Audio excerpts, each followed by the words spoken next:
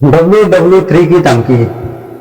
Trump की Putin पर टिप्पणी के बाद मेदवेदेव का बड़ा हमला।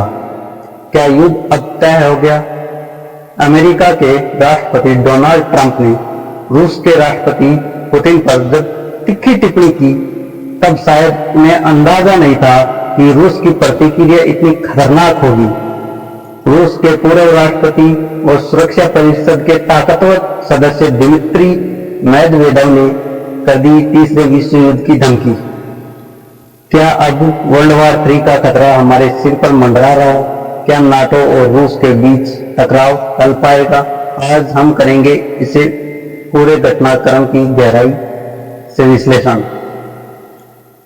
ट्रंप की पुतिन पर टिप्पणी क्या थी? ट्रंप ने हाल ही में अपने एक इंटरव्यू में पुतिन को कमजोर और अविवेकशील बताया।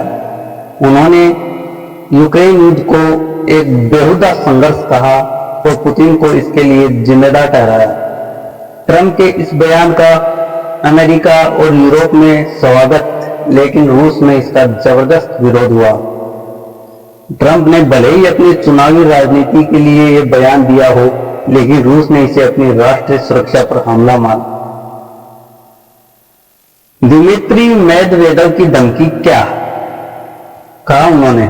मेदवेदेव ने सोशल मीडिया पर धमकी दी, अगर पश्चिम और नाटो यूक्रेन को हथियार देना बंद नहीं करेंगे तो यह टकराव सीधे तीसरे विश्व युद्ध पर बदल सकता है। उन्होंने यह भी कहा, रूस परमाणु हथियारों के इस्तेमाल से पीछे नहीं हटेगा।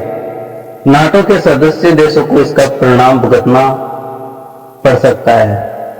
यह धमकी किसी छोटे नेता की नहीं, रूस की शीर्ष सुरक्षा परिषद के सदस्य की है, जो पुतिन के सबसे करीबी सलाहकार माने जाते हैं। मेदवेदेव कौन है, क्यों है, इनकी बात का वजन इतना क्यों है? राष्ट्रपति के रूस के राष्ट्रपति वर्तमान में deputy chairman security council of Russia. Putin के साथ तांडव टिकड़ी। पुतिन, शोइगु, मेदवेदेव आक्रामक राष्ट्रवादी और अक्सर न्यूक्लियर स्ट्राइक की बात करने वाले नेता। जब मेदवेदेव बोलते हैं तो दुनिया सुनती है, क्योंकि वो पुतिन की जुबान कहे जाते। नाटो और यूक्रेन की स्थिति पर इसका क्या प्रभाव?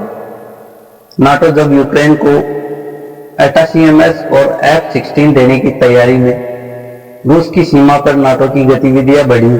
यूक्रेन में नए ड्रोन स्ट्राइक और काउंटर ऑफेंसिव की योजना बनाई गई। मेदवेदेव की चेतावनी सीधे नाटो के दिल में गूंज रही है। क्या अब नाटो पीछे हटेगा या लड़ाई और तेज होगी? क्या तीसरा विश्व युद्ध संभव है? विशेषज्ञों की इसको लेकर क्या राय है, देखते हैं। WW3 पूर्ण परमाणु विनाश ला सकता है। यह सिर्फ हथियारों की लड़ाई नहीं होगी, साइबर स्पेस, इकोनॉमी सब शामिल होंगे। अमेरिका, चीन, भारत, यूरोप सभी प्रभावित होंगे। परमाणु हथियार का इस्तेमाल मानवता का अंत है। आज की दुनिया इंटरकनेक्टेड है। WW3 हुआ तो कोई नहीं बचेगा, ना अमेरिका बचेगा, ना रूस और ना हम बचेंगे। भारत की स्थिति क्या होगी? भारत की क्या क्या तैयारी है? भारत की न्यूट्रल पॉलिसी, लेकिन रूस और अमेरिका दोनों से संबंध। भारत की स्ट्रेटेजिक स्वायत्ता, S-400 परमाणु नीति, रक्षा समझौते। यदि WW3 हुआ तो भारत को बड़ा फैसला लेना होगा, किसके साथ खड़ा होगा। भारत के लिए ये सिर्फ डिप्लोमेटिक संकट नहीं है, ये अस्तित्व का प्रश्न होगा। रूस के हालिया कदम, बेलारूस में टेक्निकल न्यूक्लियर वेपन तैनात, हाइपरसोनिक मिसाइल टेस्ट किए जा रहे हैं। साइबेरिया और आर्कटिक में मिलिट्री एक्सपेंशन। रूस की ये गतिविधि सिर्फ डराने के लिए नहीं, ये असली तैयारी है। और मेदवेदेव की धमकी इसका संकेत। अमेरिका और नाटो की प्रतिक्रिया क्या रही? अमेरिका, हम शांति चाहते हैं लेकिन तैयार है। नाटो, हमें यूक्रेन के साथ खड़े हैं। यूरोप के देश अलर्ट पर, फ्रांस, जर्मनी, पोलैंड ने अलर्ट लेवल और बढ़ा दिया। इस बार हालात यूक्रेन तक सीमित नहीं, यूरोप की गली गली में WW3 की आहट सुनाई देने लगी। दुनिया अब दोहराए पर खड़ी है, एक और कूटनीति, दूसरी ओर विनाश। ट्रंप का बयान भले ही एक टिप्पणी थी, लेकिन उसने रूस के रगों में उबाल भर दिया। मेदवेदेव की धमकी कोई एक संकेत है या कोई चेतावनी? आपसे सवाल, क्या आप मानते हैं कि WW3 की शुरुआत हो चुकी है? क्या रूस की धमकी को हल्के में लेना खतरनाक होगा? और भारत को क्या करना चाहिए?